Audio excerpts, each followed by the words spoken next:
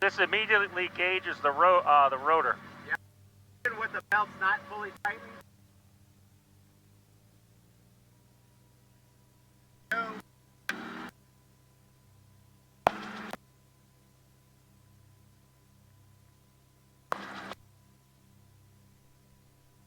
All right, how do you hear? Mic check. Loud and clear. Mike, I can hear me now. Okay. You can hear me? Yep, I can hear you. Okay, sweet. Everything's on. That looks good. Joe, thank you for this opportunity. I really do appreciate it, and hope to learn about the Rotorway helicopter. And oh yeah, this is the place to come to, man. You're doing the right thing here. So the first thing, obviously, anytime you start any kind of engine, you're always looking for oil pressure, right? So we go over there, we look for oil pressure. It's good. Now we're in the warm-up phase, right? So the first thing I'm looking for is my water temp to come up. Now, there's different models of Rotorways with the water temperature. We're really looking for one important thing. This has the mechanical water pump. There's an electrical water pump that was newer on the Talons, but this retained the mechanical. It has a thermostat.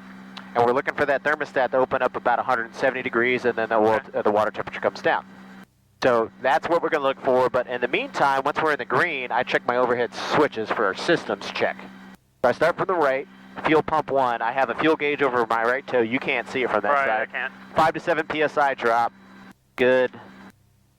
And good, right? So we got dual pumps in case one takes it. Right, so I turn this engine off by turning both fuel pumps off. That's why if you have a fuel leak, the engines will die. Okay.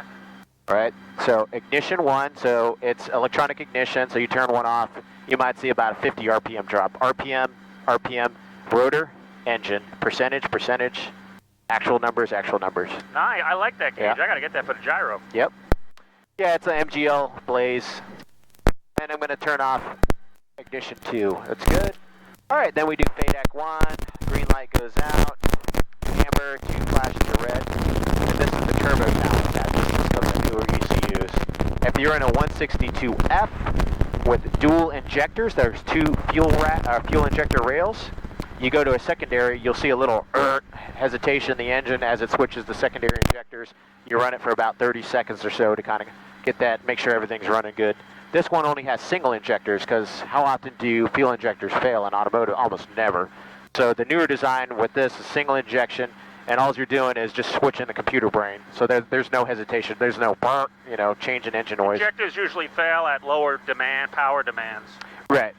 So you being an auto guy, you understand that. So having dual injectors and then that secondary injectors never really run. So they were having people actually have flameouts when the primary system failed and went to the secondary and hiccuped because they were all gummed up with ethanol. Got to run them. And you got to run them at 100% for like a couple minutes every once in a while. So water temperature went up and then it went back down. You see that? It was like 170. This is the digital. Yep. So I know that's good before you ever go to 100% so you don't overpressurize. Good. And then I usually run this in fuel used. I ran it for 15 minutes today, so I know I still got an hour's worth of fuel in there. Okay. And then the fuel gauge confirms that over three quarters. Okay. All right, I got flashing landing lights, so I'm going to put the flashing light on. Oil temperature is up into the green normal operating range, so we'll do our run-up check, right? Run the rotor up to 100%, and then we do a spry clutch check. We go to idle, ensure that the engine is not dragged down, or the rotor's not dragged down by the engine. You understand that, auto rotation, yes, right? So engine goes down, the rotor comes down slower, and that's good. That means spry clutching disengaged, and we have auto rotation capability. That's the critical check. You do that every time before you go fly. This is your rotor RPM, 520? Yep, rotor, engine 520, RPM, 39. engine 39, right? Okay. So I usually give myself a little bit extra, like 101, 102. Clear left, right. Alrighty, so since we got I'm good in my position right here. You're good. Good. So having a big guy, bring that rotor RPM up, and we're gonna need a lot of aft cyclic. See that? Yep.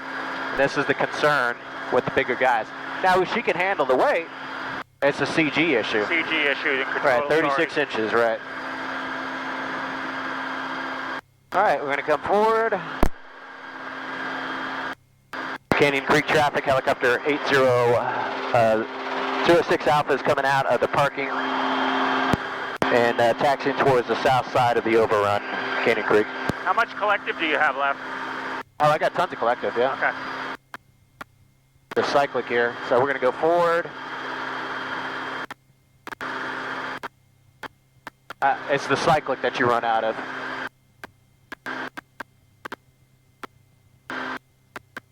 Hey John, are you up on 23? Yep,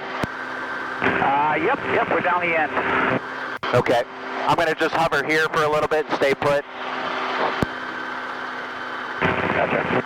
Roger. So if you need to come by, just let me know. Alrighty, so let's point her into the wind. The winds are kind of coming from this direction here. So you can go ahead and feel what the cyclic feels like there. Little right cyclic, a little aft, kind of get a feel what it does.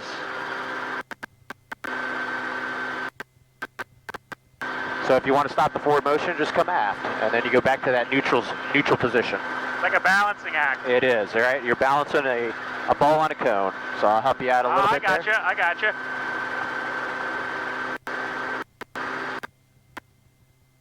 A little aft cyclic to stop that, and go back to normal. There you go.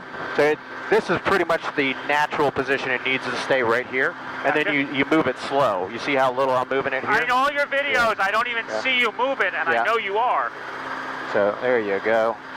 Come back here. My instructor said 2-finger rule, you know, not a hand fist, just 2 fingers. Just some fingers, yeah. So you notice my hand will come up a little bit higher like this on it with 2 fingers, or 3. So, alrighty, I have all controls. Your machine. My machine, right? I'm going to do a right pedal turn 360 degrees. Take a look at where the winds are coming from. Alright, we're going to go ahead and take off towards the north then. Canyon Creek traffic, helicopter 06 Alpha is going to be departing runway 36. Will be left closed traffic, Canyon Creek.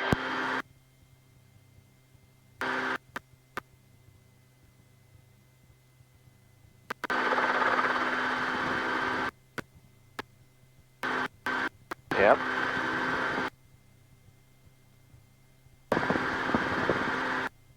Alrighty, so yeah, obviously got to use all that power almost. I didn't hit the throttle stop, but we got to use more power, obviously, with the heavier load. So get her in trim, a little bit of left pedal. I'm going to be pitching towards 65, let her accelerate towards that. Okay, my feet are not on the pedals here. That's good. Okay, just letting you know. Alrighty, so 65 is the magic number. The winds are kind of coming out of the east. They're blowing a little bit. Yeah, so you can feel it coming in there. But she'll take the weight up there. I figure more weight, give you a little bit more stability. And then, I wonder if that's Barney's helicopter. Guy from Tennessee. You see it down there? Yeah, with the green truck? Yeah. I see him. Well, I appreciate all you guys welcoming me. Yep. And, Alright.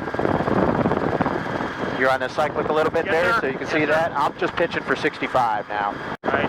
And then once we get to 600, I'm going to reduce the collective, roll the throttle just a squeak, little left pedal, and then we're going to cruise at 32 inches with us in here. There's the highway, and you're just going to pitch now to maintain 600 feet. So a little forward cyclic, a little aft cyclic, that's all you need to do. And then left and right, just like in the gyro, and you don't have to move it much. It's just, just remember, you're under a pendulum, right? Yep. So it's a little bit of a lag. So you just kind of move it in that direction, and you might have to come back to center, but it doesn't have to be jerky. So a little bit of left cyclic, and then back to that sweet spot, and just parallel the road to the south.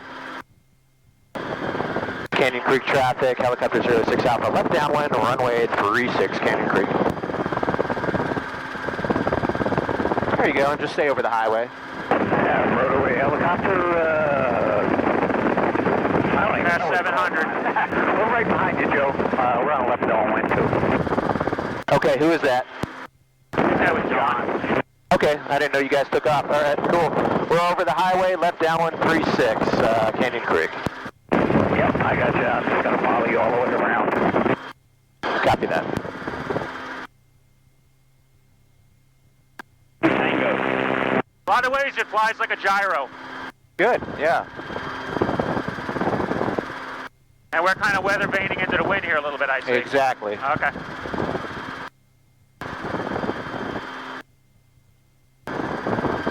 And 06 Alpha is going to stay over the runway, so the hard runway there. We're going to do a touch and go and come back around.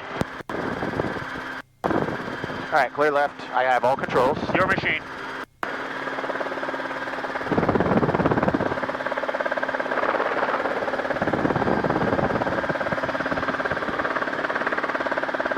Alrighty, we'll demonstrate the auto rotation over the runway. Canyon Creek traffic, helicopter 06 Alpha, high final runway 36, going to be practice auto rotation, Canyon Creek. Alrighty, in 3, 2, 1, lower the collective, aft cyclic. Whoa! And down we go, right? Holy smokes, brother. 110 is the max, and we're good. Wow. Airspeed, rotor RPM, and the landing gear. Canyon Creek, helicopter, Rotorway, the grass end, 3. Level, settle, pull. Turning final for 3 on the grass end.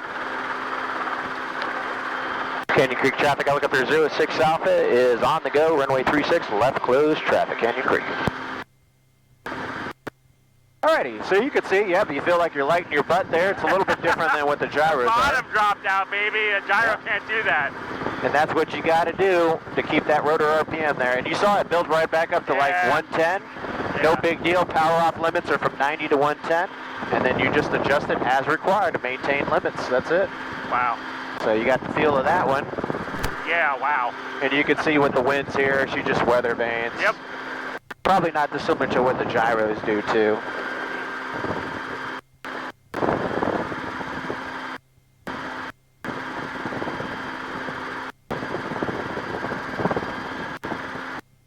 Alrighty, if you want to come on the cyclic, you can again. So you got the cyclic, pitch for 65 for now. A little bit of a gentle left turn.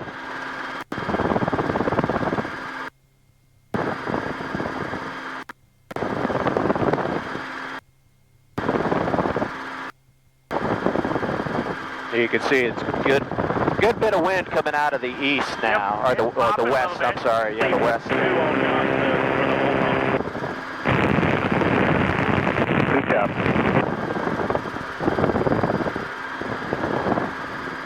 I can't hear what he said, but keep coming left.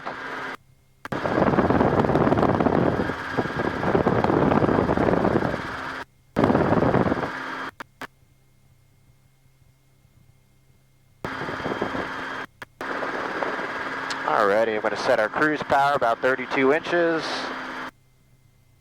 Now that says inches. Aren't you, used to have a turbo, wouldn't you see pounds of boost? No, it's manifold pressure is the indication. But if you were normally aspirated, you would never get the 32 inches because now we have a turbocharger left over the highway and parallel the highway. Canyon Creek traffic, helicopter 06 Alpha, left downwind, runway 36, Canyon Creek.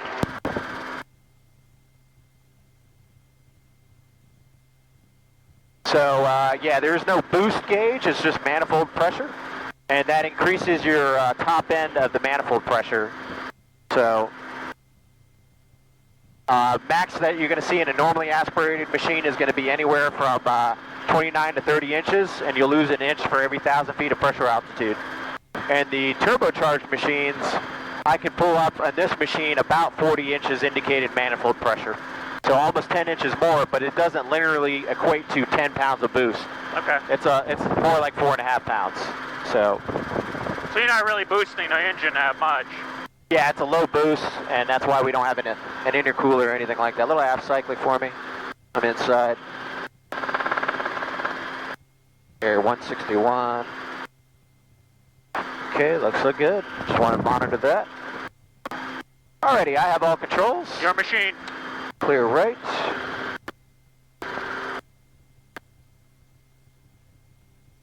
Then dogleg back around. Clear left.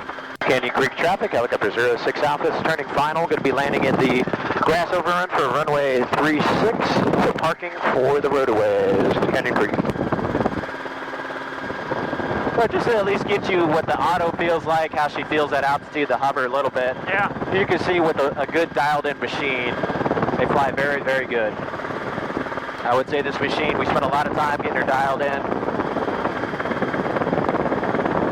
And we're going to do kind of like a steeper, higher speed approach down in here, almost in an auto rotation profile. Okay.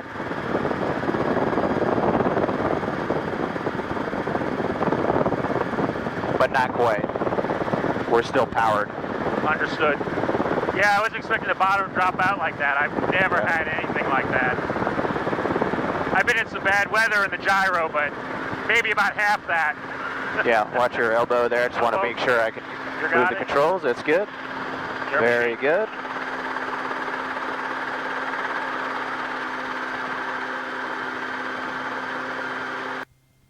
Alrighty, feeling good. So we're going to keep creeping forward.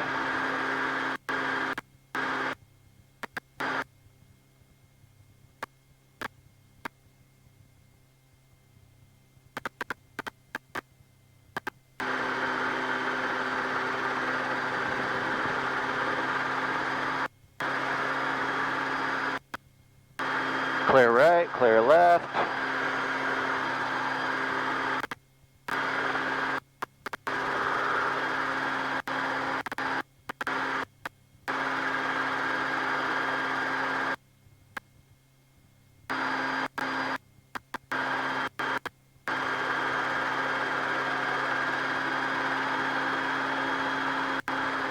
So you can see where we're hovering at, especially when you get into the wind. Let's say 40 is your max, we're at 38. Normally it's about 35 when I have a 200-pound passenger, so. But you can see I still have power margin. Gotcha. So it's good.